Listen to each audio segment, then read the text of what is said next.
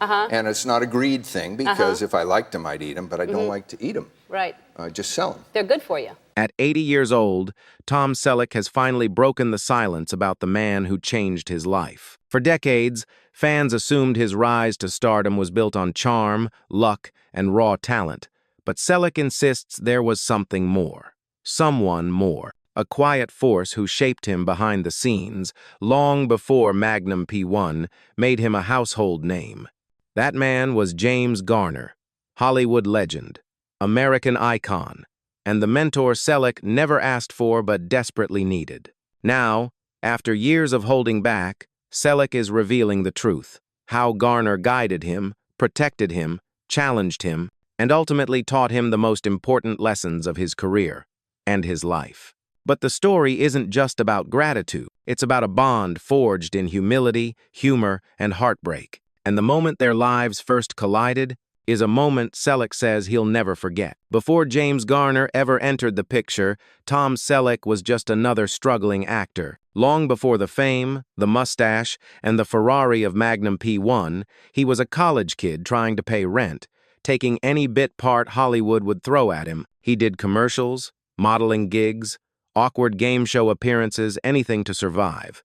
But the industry didn't see him as a star. Casting directors called him too tall, too nice, or simply forgettable. Selleck kept pushing, though the rejections piled up. He watched friends break through while he stayed stuck in guest roles and pilot episodes that never aired. Hollywood was grinding him down, the way it does to so many who come in with hope and leave with regret. And just when he began wondering if he even belonged in the business, a single casting call would change everything and lead him straight to James Garner. The day Tom Selleck met James Garner, everything shifted. It happened on the set of the Rockford Files, where Selleck had been cast in a small recurring role, the kind of part that usually comes and goes without leaving a trace. Yet from the moment he walked onto the set, he felt something different.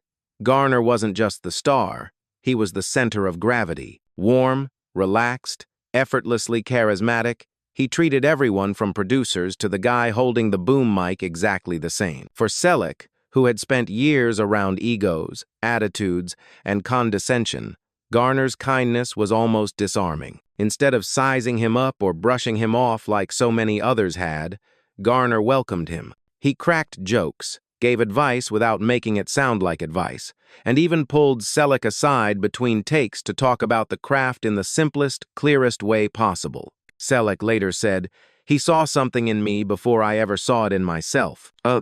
And that quiet recognition became the spark that would ignite the biggest opportunity of Selleck's career, an opportunity he never expected and wasn't sure he deserved. That opportunity arrived in the form of a role that would change television history. Not long after his appearances on the Rockford Files, Tom Selleck was invited to audition for a new detective series, a project no one in Hollywood expected much from. It didn't have a massive budget, it didn't have a big-name creator, and it certainly didn't have hype.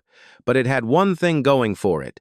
James Garner believed Tom was ready. Before the audition, Garner pulled him aside and said, "Don't act tough. Just be you.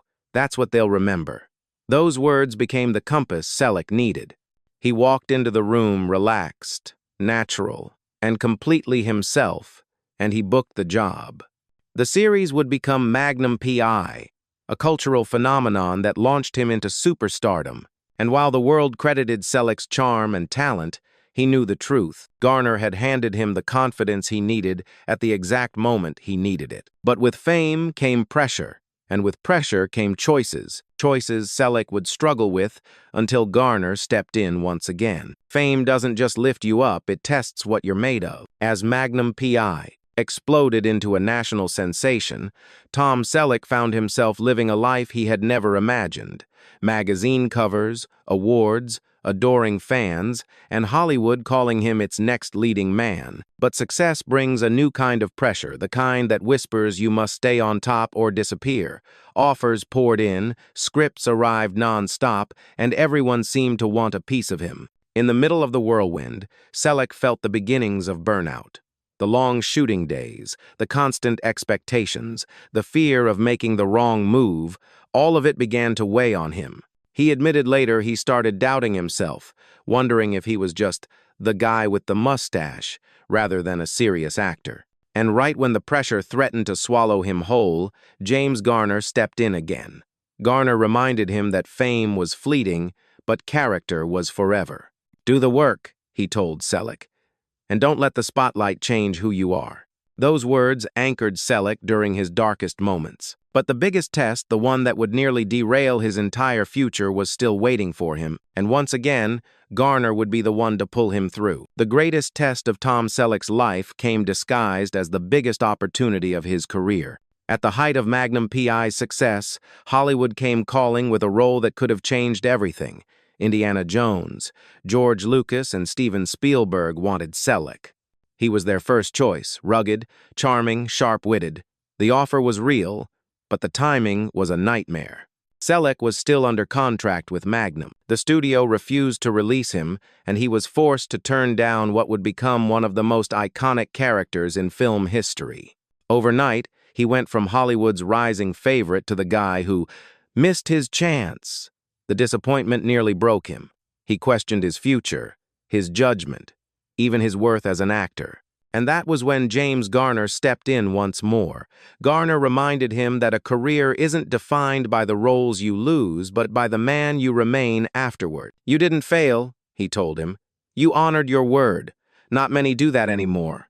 Those words reshaped how Selleck saw himself. But the next chapter, the one that would change his personal life forever, was about to unfold, and Garner's influence would guide him there too. Just as his career steadied, Tom Selleck's personal life began to rewrite itself. After years of navigating fame, heartbreak, and relentless schedules, Selleck met Gilly Mack, a British actress whose warmth and humor disarmed him instantly. Their connection was quiet but undeniable, the kind of calm he had never found in Hollywood's chaos. But with every step forward, Selleck carried Garner's voice with him.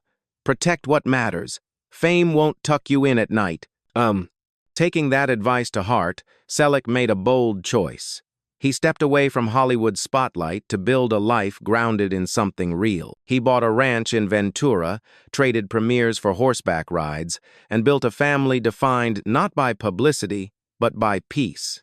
Garner's influence echoed in every decision, from the way Selleck parented to the way he balanced work and home. But as life grew fuller, time grew shorter. And eventually, Selleck received the news he had long feared, news that would close one chapter forever and force him to confront what James Garner truly meant to him. The news hit Tom Selleck with a weight he wasn't prepared for. James Garner, the mentor who had guided him, grounded him, and shaped the course of his life, was gone. When Selleck heard of Garner's passing in 2014, he didn't make a public statement, didn't attend flashy memorials, didn't post a polished tribute. Instead, he did what Garner himself would have done.